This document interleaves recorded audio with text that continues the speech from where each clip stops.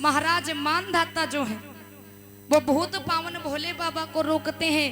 भोले बाबा से कहने लगे, आप कोई साधारण मानव नहीं हो, आप अपने असली भेष में आओ, आप अपना असली रूप दिखाओ। जैसे ही मानधाता ने इतना कहा तो भोले बाबा अपने भूत पावन भोले बाबा के रूप में प्रकट हो गए। प्रेम से बोलिए शंकर भगवान की।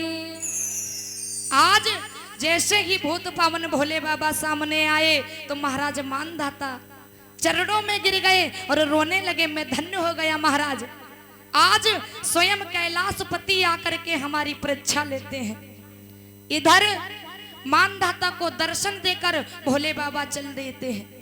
रास्ते में पार्वती पूछने लगी, बाबा स्वामी मैंने आपसे 3 प्रश्न पूछे थे लेकिन आपने पूरी महाभारत रच दी, आपने हमें 3 प्रश्नों के उत्तर नहीं बताए। भोले बाबा कहने लगे, सुनो देवी, आपका पहला प्रश्न था कि इतनी बड़ी धरती है, पेड़ पौधे हैं, इस धरती के खंभे कहां पर हैं? देवी, इस धरती के खंभे महाराज मानधाता जैसे ही दानी है। जब तक इस संसार में भगवान का भक्त होगा, ऐसे दानी होंगे, तब तक इस धरती का कोई भी कुछ बिगाड़ नहीं सकता। इस धरती के खंभे महाराज मानधाता जैसे दानी ही है। और आपका दूसरा प्रश्न था कि लोग गंगा को क्यों पवित्र मानते हैं? तो सुनो देवी, जब गंगा मैया इस पृथ्वी पर आई तो अपने पिता ब्रह्मा जी से कहने लगी, पिताजी आप हमको इस पृथ्वी पर तो भेज रहे हो, मनुष्य पाप करेंगे और हमारे जल में धोएंगे तो मैं गंदी हो जाऊंगी। तो ब्रह्मा जी ने कहा, पुत्री सुनो, दिन भर मनुष्य आपके जल में पाप धोएगा और जब शाम को कोई मानधाता जैसा भक्त आपके जल में स्नान कर लेगा तो आप फिर से शुद्ध हो जाओगे। इसीलिए लोग गंगा को पवित्र मानते हैं। और सुनो, आपका तीसरा प्रश्न था कि हमारे गले में जो मूड़ों की माला है ये सारी स्त्री की माला है, ये माला किनकी है? तो क्षमा करना देवी, ये हमारे गले में जितने भी मूड़ हैं वो सारे आपके मूड़ हैं। आप जब जब मर जाती हो तब तब मैं आपका मूड़ काट कर पहन लेता हूँ। ये कोई दूसरी स्त्री के मूड़ नहीं है, वो सारे आपके मूड़ हैं। मैया कहने लगी, बाबा पहले आप हमें ये बताओ, अगर मैं मर जाती हूँ तो आप क्यों अमर हो? भोले बाबा कहने लगे, देवी साधारण सी बात है, मैं अमर कथा जानता हूँ, हमें अमर कथा आती है, इसीलिए मैं अमर हूँ। आज पार्वती कहने लगी, सुनो कि आप अमर हो मैं मर जाती, आप अमर हो मैं मर जाती, और लेती जन्म दोबारा, हर जन्म जन्म का साथ है हमारा तुम्हारा, तुम्हारा हमारा। सभी भक्त ऊंचे ऊंचे हाथ उठाकर बोलेंगे, पीछे वाले दादा आप सब लोग, और इधर माता बहने आप भी। आप अमर हो मैं मर जाती, आप अमर हो मैं मर जाती, लेती जन्म दोबारा, जन्म जन्म का साथ है हमारा, तुम्हारा तुम्हारा हमारा है, जन्म जन्म का।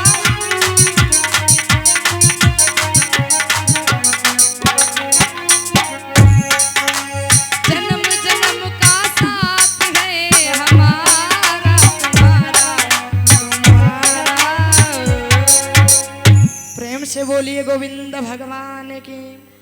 आज जैसे इतनी बात कही तो मैया पार्वती कहने लगी, बाबा हमें भी अमर कथा सुनाओ कि अमर कथा सुन करके मैं भी अमर हो जाऊंगी। आइए सभी भक्त क्षमा करेंगे और अमर कथा जो है वो कल रात्रिकालीन बेला में सुनेंगे, क्योंकि शास्त्री जी भी बैठी हैं और आप सभी शास्त्री जी के मुखारविंद से भगवान की कथा सुनेंगे। मानदाता की कथा की बात थी वो तो पूर्ण हो गई, और अमर कथा जो है तो सभी भक्त कल शाम को सुनेंगे। 2 बार भगवान का पावन नाम, उसके बाद में बड़ी विराम। सभी भक्त बोलेंगे कि झूठी दुनिया से दिल को हटा ले, ध्यान मैया जी के चरणों में लगा ले, नसीब तेरा जाग जाएगा, नसीब तेरा जाग जाएगा।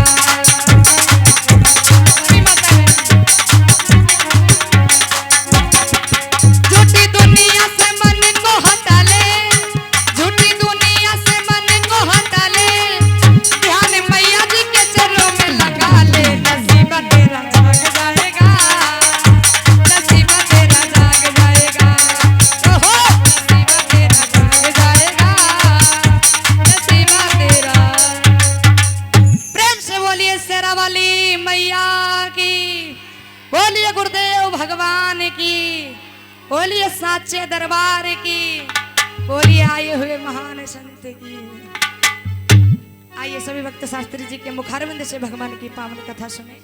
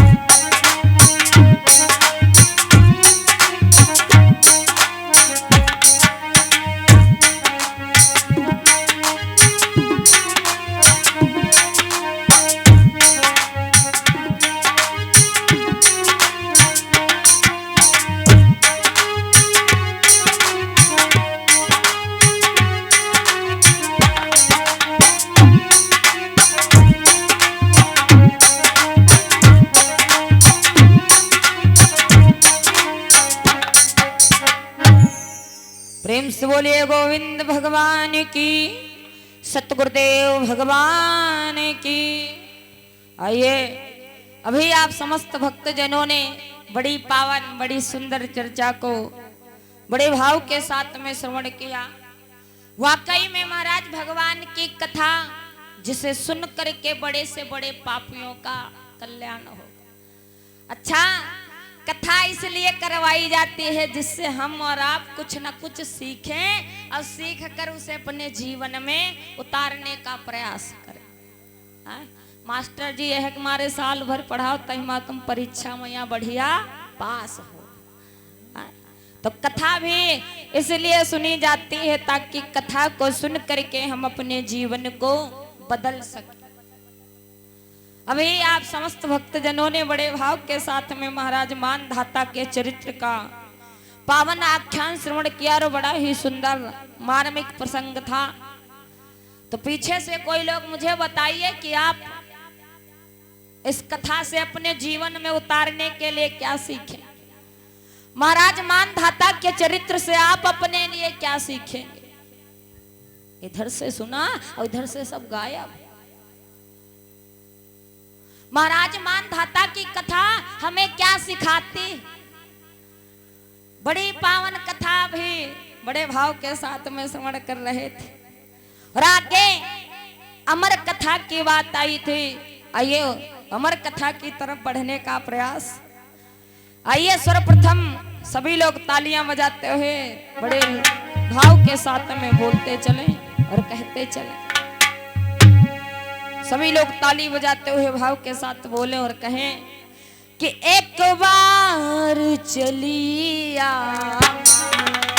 हाथ उठाओ और सभी लोग ताली बजाते हुए माता रानी से निवेदन करते हुए चलो और सभी लोग भाव के साथ कहते चलो कि एक बार चलिया और फिर आके चली जाना।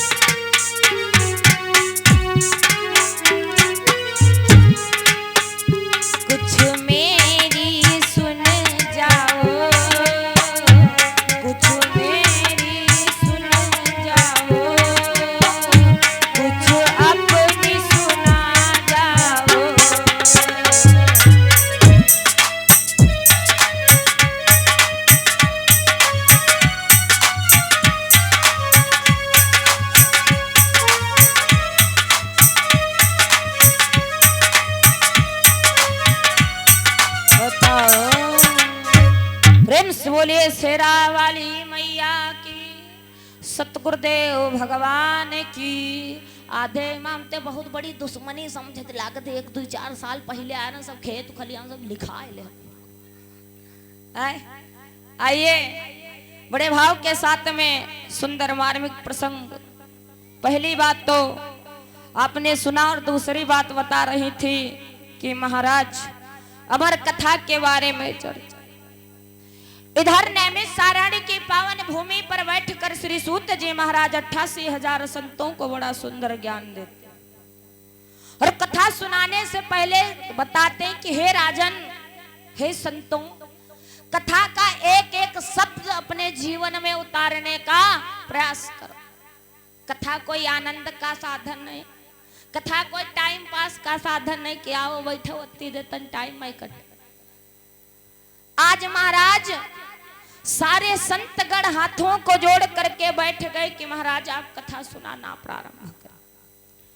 इधर मैया ने भोले बाबा से प्रश्न कर दिया कि भोले बाबा, आपके गले में जो मुंडों की माला है, ये माला किसकी है? भैया, जब भोले बाबा से मैया ने ऐसा प्रश्न कर दिया तो भोले बाबा कहने लगे छोड़ो। ऐसे मैया बोली मैं इस बात को छोड़ूंगी नहीं। तब तक नारद जी ने देखा कि मैया और भोले बाबा के बीच में कोई संवाद चल रहा। नारद जह के कही भाई कोई बात रद ना हो, वही है नारद। नारद जी ने जैसे देखा उठाया बीड़ा और सीताराम सीताराम करते हुए चल दी। सभी लोग ताली बजाते हुए बोलते चलें किस प्रकार से नारद जी चलते चले जा रहे हैं। सब लोग कहते चले और कहें कि राधे को नाम अनमोल बोलो, राधे राधे राधे को नाम अनमोल बोलो, राधे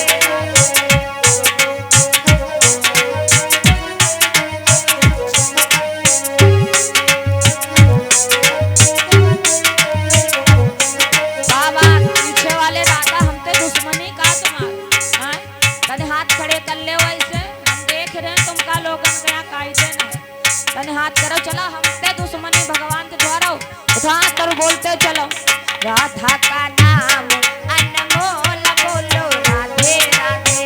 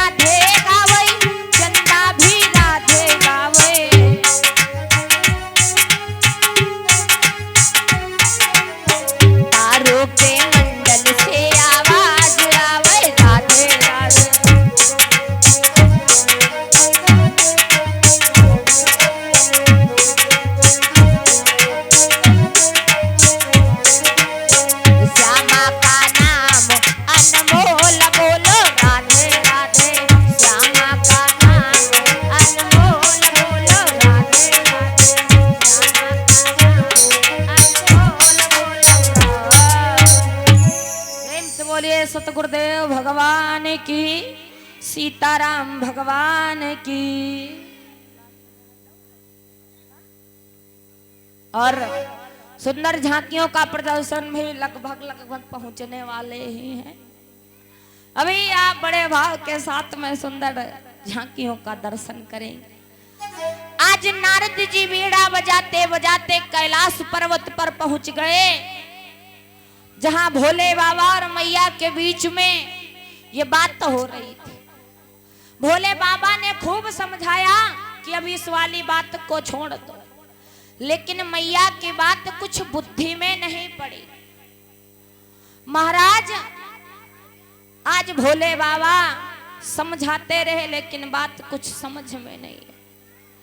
भोले बाबा समझ गए कि अब बात इनके समझ में नहीं आएगी। आज भैया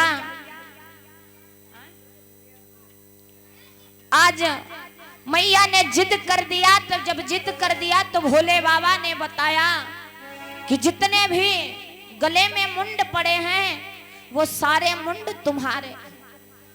पार्वती मैया विश्वास नहीं कर पाई, सोचने लगी कि अगर ये सारे मुंड मेरे हैं तो मैं जीवित कैसे हूं, अगर मुंड मेरे हैं तो मैं जीवित कैसे। जैसे इतनी बात को सुना तो भोले बाबा से निवेदन करने लगी और मैया बोली सुनो कि आप अमर हैं, मैं मर जाती और लेती जन्म दोबारा, और जन्म जन्म का साथ है हमारा तुम्हारा तुम्हारा हमारा।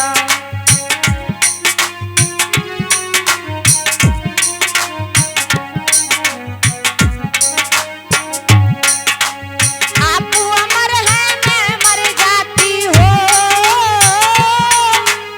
आप अमर हैं, मैं मर जाती, लेती जन्म दोबारा, जन्म जन्म का साथ है हमारा तुम्हारा तुम्हारा हमारा।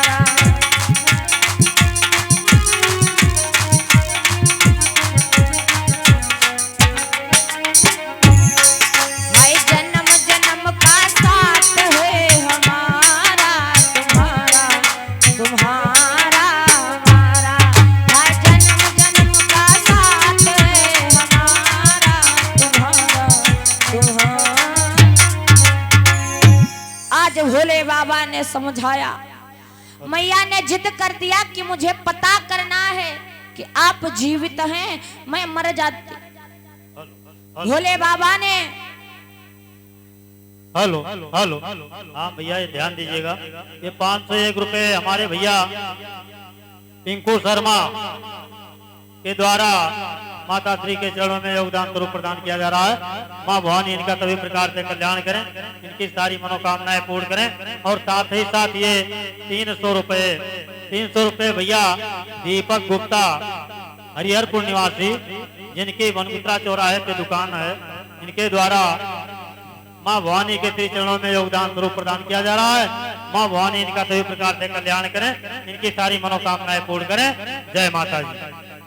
आज भैया भोले बाबा ने खूब समझाया, लेकिन मैया ने जिद कर दिया कि मुझे पता करना है कि मैं हर बार मर जाती हूँ और आप जीवित कैसे रहते।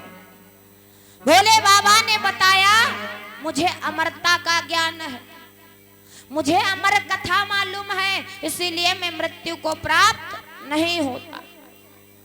आज मैया ने जिद कर दिया कि आप मेरे पति हैं और पति का धर्म होता कि अपनी पत्नी के सुख और दुख में बराबर साथ खड़े। यदि आपको कोई कष्ट हो तो मैं आपका साथ दूं, और मुझे कोई कष्ट हो तो आप मेरा साथ। आज भैया सुंदर तरीके से भोले बाबा ने समझाते रहे, लेकिन समझ में नहीं। भोले बाबा समझ गए कि अब होना वही है जो भगवान ने रच के रखा, क्योंकि महाराज संसार में कर्म का लिखा कोई मेट नहीं सकता। आप जैसे कर्म करेंगे उसका फल भी ठीक आपको वैसा ही भुगतना पड़ेगा। कहा जाता है कि 4 वेद 6 शास्त्र में और बात मिली है 2, और दुख दीने दुख होती है, सो सुख दीने सुख। आज भोले बाबा समझ गए कि अब इनका कल्याण नहीं हो सकता। अच्छा, कभी कभी महाराज जिद भी करना नहीं चाहिए। हमने उस दिन बताया था कि जीवन की छोटी सी गलती जीवन को तहस नहस कर देती है। भोले बाबा लगातार समझाते रहे कि चक्कर में ना पड़ो, कुछ नुकसान हो सकता। बात तो समझ में नहीं आई, जिद कर दी कि हमें भी अमर होना है, जब आप अमर हैं तो मुझे भी अमर होना। खूब समझाया लेकिन समझ में नहीं आया। भोले बाबा समझ गए, सुनो कि हुई है सोई जो राम रच राखा, अब को करे तरक बढ़ा वही साखा। राम सिया राम जय जय राम।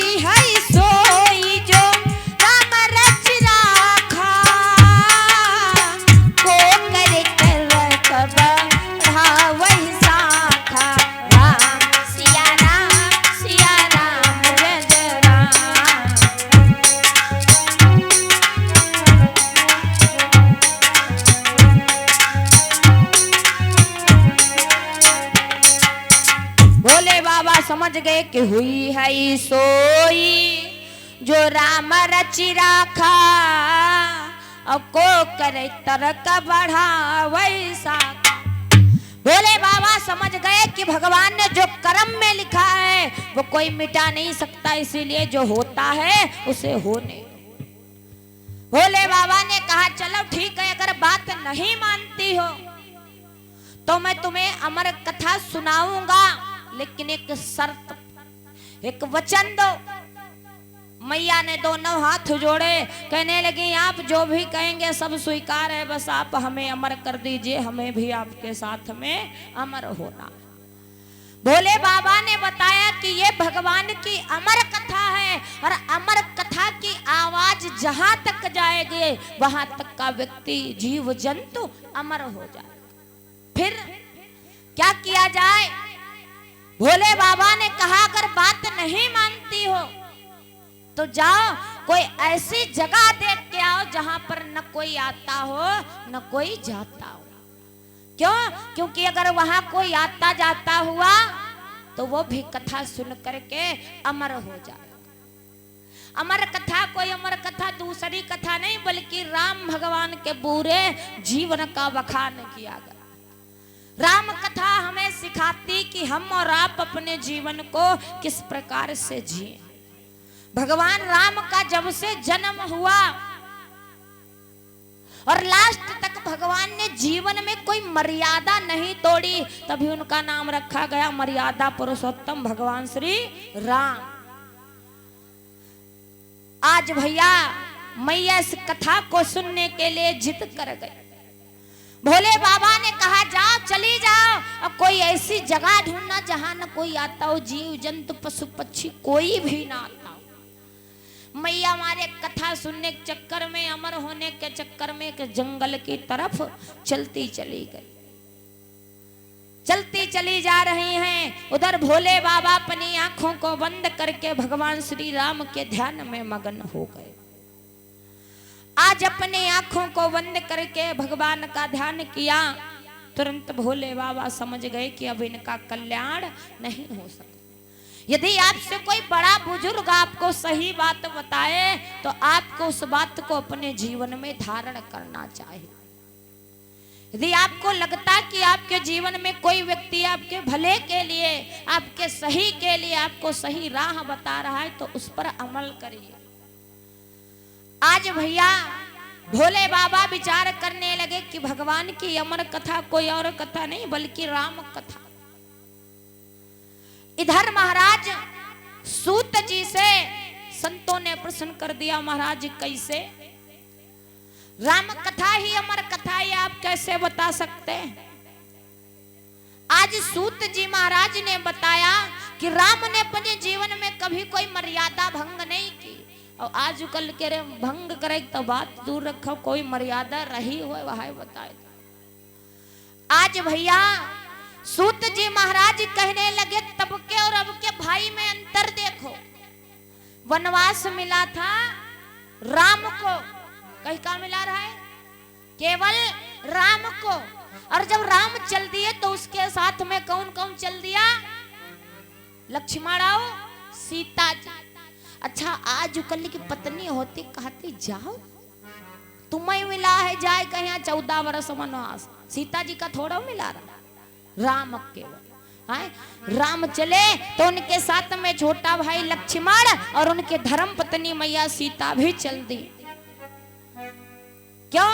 क्योंकि मैया सीता ने मन के अंदर विचार किया यदि मैं राज्य में रहकर सुख भोगूंगी और मेरे पति राम जंगल में जाकर कष्ट भोगेंगे तो ये कहाँ का पत्नी धर्म हुआ।